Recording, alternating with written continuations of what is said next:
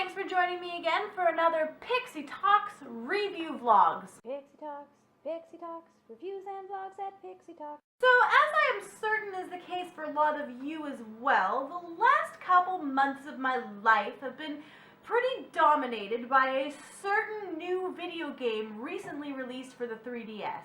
And I don't think that there is any mystery here as to what game that might be. I am talking, of course, about Pokemon X and Y.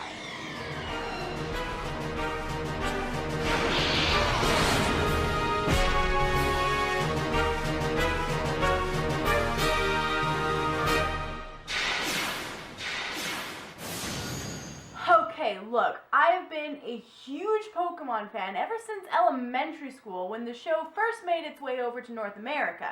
Although I certainly haven't played all the Pokemon games to have ever come out, I've played a fair number of them, and to this day I continue to pick up each and every of the latest generations, and this one, wow! If you aren't aware of this game, what rock have you been living under? Pokemon X and Y has had massive amounts of hype around it since the first trailers showing amazing updated graphics. For comparison's sake, try taking a look at the original games and then fast forward to X and Y. Heck, even the black and white games were nowhere near as amazing graphics-wise as this one. So now that the game has been out for a couple of months and I've had ample time to play with it, does it live up to expectations? Well, yes and no, and I'll explain what I mean. This was a thoroughly enjoyable game, and I had an absolute blast playing it. Probably it is, in fact, one of the Pokemon games I've had the most fun with in recent memory. The graphics absolutely are just as amazing as the trailers promised, with one little hitch.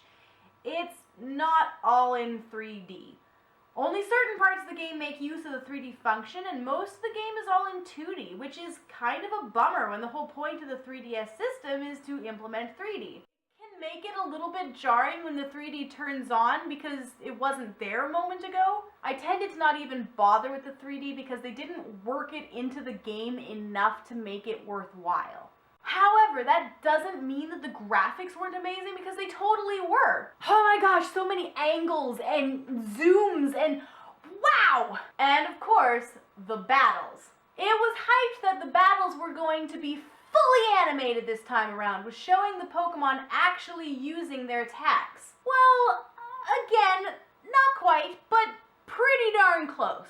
There is still a lot of stock animation being used, but they made a great effort to give the critters more animation and more movement in conjunction with their actual attacks.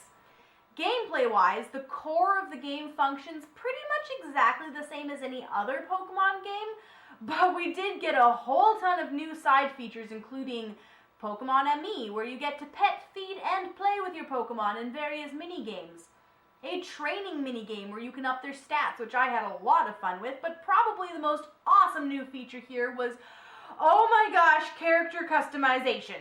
I spent so much time in this game trying on and buying clothes and getting haircuts for my player character, you have no idea. This is the only Pokemon game where I have ever legitimately worried about running out of money, and it's all because clothes. Probably the biggest complaint with this game is the same thing that seemed so super freaking amazing about it at first, and that is that this game is ludicrously easy.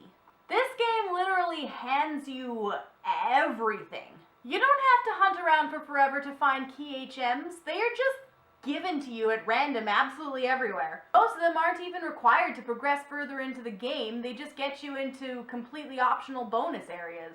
None of the trainers you fight, with the exception of the champion and one random Magikarp guy, will have a full team of 6 Pokemon.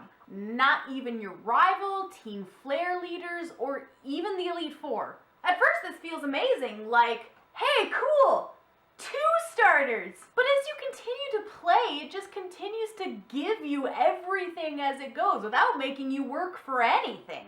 Even the caves and forests, which I always used to hate for being so darn hard to get through, are a breeze. Honestly, the hardest place to navigate is Lumio City. In the end, I'm not really sure that I'm a big fan of how easy they made this game, but it was really fun to play.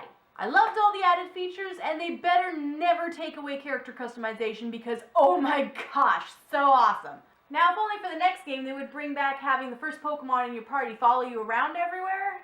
And speaking of your party, this is the team that I played with. Delphox, Charizard, Aurorus, Dragalge, Florges, Pyroar. Yeah, I know, 3 fire types really wasn't the most strategic thing I could have gone with, but I do what I want. And can we just talk for a minute about how freaking OP fairy types are? Florges is hands down my favorite Pokemon of this new generation, and she was a beast. Holy crap! I had super amounts of fun playing this game. It was really easy, but they introduced a lot of really cool stuff into this generation, and in the end, I think that the whole thing worked really well. Pokemon X and Pokemon Y. In that one. Thanks for watching my review of Pokemon X and Y. If you have not picked it up, you totally should. You will not be disappointed. Don't forget to subscribe and enter the Frozen contest. Add me on Facebook or Twitter and comment or tweet at me. I'm YouTube username and I want to be Frozen. Remember that you have to be a subscriber and you only get 1 entry. Alright, I'll see you guys next week for the Season 4 premiere of My Little Pony. Bye!